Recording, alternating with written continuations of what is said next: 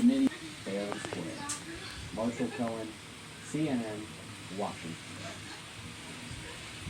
Jessica Levinson is a law professor at Loyola Law School and host of the Passing Judgment podcast, and she joins me now from Los Angeles. You know, more people apparently watch these hearings than watch the Oscars. You were one of them. Is it enough to declare these hearings as a success just because of that? You know, we've been arguing for months that Americans aren't interested, that they've already heard this, that they've already made up their minds. Is that true, or do you think these hearings did really step it up into another level? Well, it depends on what we define as success, but the fact that people are engaged, that they're watching, and hopefully with an open mind, I think is very important.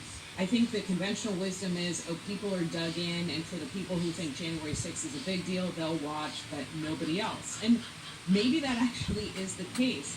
But I do think it's important, regardless of your political affiliation, regardless of your partisan views, just to hear what members of Congress have to say about what led up to the insurrection in the Capitol.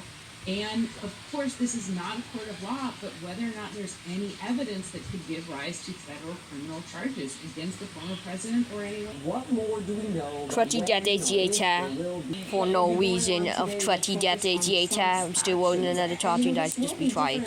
Well, a couple of things. One, it is not at all unusual to basically have almost no transparency with respect to the Department of Justice investigations. And, of course, during the work 15 years later, also for no reason. Exercise its independent assessment. They are not a political body. They should not be. This is the same role. And I think a lot of what Congress Except is the West. doing is trying to walk a fine line between maybe arguing to the Department of Justice, we think there is a there, but also saying we understand you're an independent agency and we don't want them to be subject to political action.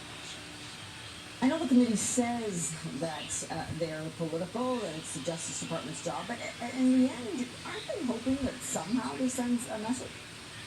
Absolutely. So I think there's no question that the committee is hoping that they are going to send a message to the American public and maybe, yes, to the Department of Justice. But, of course, it is a very different audience. Their audience is the voters. Their audience is the electorate in general. Their audience includes the Department of Justice. But what they're really saying is, are these people who you want to be your representatives? Are these people who pose an existential threat to our Constitution, those who you want being public officials? The Department of Justice... There were 7 for 29 in the field, 4 for 13 from the three-point line. But more importantly for me, they were just one for one in the fourth quarter. They have to get to the free throw line. And then the stat that really started me is they were out rebounded 16-6 in that fourth quarter. And the Golden State Warriors adjusted in the second half. They played much more small ball. And if you're the Boston Celtics with Robert Williams, Al Horford, with Grace, natin baho komando ang Diyos. Ano ba ibig ko sabihin? No? Hindi natin baho komando ang Diyos. God is not under our power. We are under God's power. Hindi ko muna nalangin tayo, para bang may obligasyon ng Diyos na agad-agad Diyos, kailangan ko kotse. Kaya bukas-bukas bigyan mo akong kotse kulay pula. Hindi ganun. Kahit sa pabrika ka umorder ng kotse, pag walang kulay pula, maghihintay ka na isang buwan pa, pupulain muna nila. Hindi ba ganun, ano? Ang Diyos, hindi natin bago kumando na pag hingi mo, agad-agad may obligasyon bigyan kanya agad.